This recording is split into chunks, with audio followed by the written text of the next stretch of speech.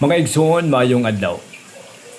Ningtak na sa kagabi na ko nang ipaambit mahitungod sa inyo siguro na matikdan nga dunay mga post sa social media nga nagsulti nga karong adlaw Abril 3 tuig 2026 mausab ang eksaktong pizza sa unang Biyernes Santo o sa laktod nga pagkasulti sa kamatayon sa atong Ginoo.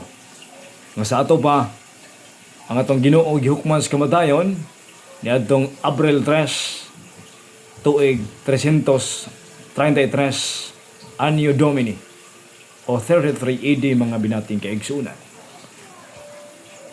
Ngayon sila nga di na angay tuhuan gumikan kay di man na mabasa sa Biblia. Apan atong hinumduman nga ang pagtulunan sa atong simbahan wala lang makaangkla sa Biblia. Gumikan kay sumala ni San Pablo diya sa Efeso Kapitulo 3, versikulo 10 nga nagkanayon. Aron, pinaagi sa simbahan, masayran karon sa mga pangulo o sa kagamhanan sa kalangitan ang kaalam sa Dios nga may nagkalalaing paagi. So, pinaagi di ay usam sa simbahan atong masayran ang kaalam sa Dios. Unsa may gihimong basihan nganong nakasulti ang pipila ka mga nagtuon sa kasaysayan nga Abril 3 tuig 333 Anno Domini namatay o gihukman sa kamatayon ng atong Ginoo.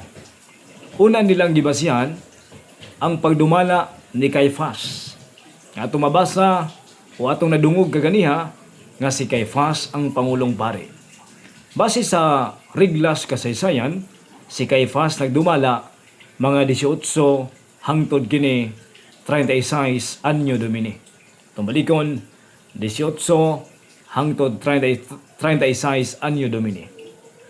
So kini nga mga tuig mo atong kwentahon 18 to 36 AD.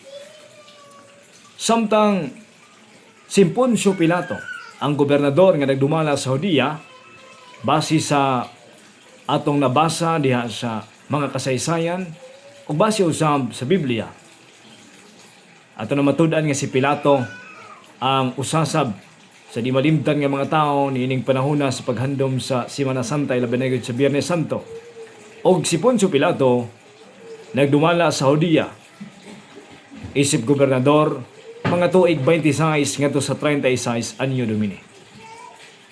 So gikan sa nianang tuiga aton pagkatanawon kung unsang pitsaha, unsang adlaw ang Passover kon piyesta sa pagsaylo o pangilin sa pagsaylo. Kung atong tanawon ang kasaysayan sa AD 29, ang Passover adlaw kanang Lunes. Ngano nga to ning tan-aw gumikan kay sa kasaysayan og sa Biblia. Ang Biblia nato nagsulti karon labi na sa pagbasa nato nga Biyernes ang adlaw sa pagsaylo o mausab kining adlaw nga atong Ginoo gihukman o gisilutan sa kamatayon Biyernes. Now, sa AD 29 ang adlaw sa pagsaylo Lunes. Usa dili kini ang pizza nga takdo sa kamatayon sa Ginoo. Kung nato ipadayon sa AD 31 ang Passover Tuesday. Sa AD 32, ang piyesta sa pangilin sa pagsaylo, Lunes. Og sa 34 AD, ang Passover o piyesta sa pagsaylo, Miyerkules. Og sa 35 AD, ang piyesta sa pagsaylo, Martes. Og sa 36 AD, ang adlaw sa pagsaylo, Sabado. Now, kung natong tanawon, doon na lang may duha ka tuig. 30 Anno Domini o 33 Anno Domini. Ang duha, mauna ang mga tuig nga ang adlaw sa pagsaylo, Biyernes. Apan sa diyang gili-ili ang kasaysayan, tulo ka tuig ang atong Ginoo nga mihimo siyang ministeryo. Tulo ka tuig siyang mihimo siyang ministeryo. Kung nagisugdan niya kini base sa kasaysayan o dili makasupak ini kay bisan ng mga Bible scholars maingon nga 30 ano Domini nagsugod si Kristo siyang pagpangsangyaw o milungtad sa tulo ka tuig ang iyang ministeryo. Therefore, from 30 AD, tulo ka tuig ang atong i-plus, maabot sa 33 AD, yan ang panahon na mao ang tuig nga nahuman ang atong Ginoo siyang ministeryo. Now, kung atong tanawon ang tuig 33 AD, mao kana ang eksaktong pitsa.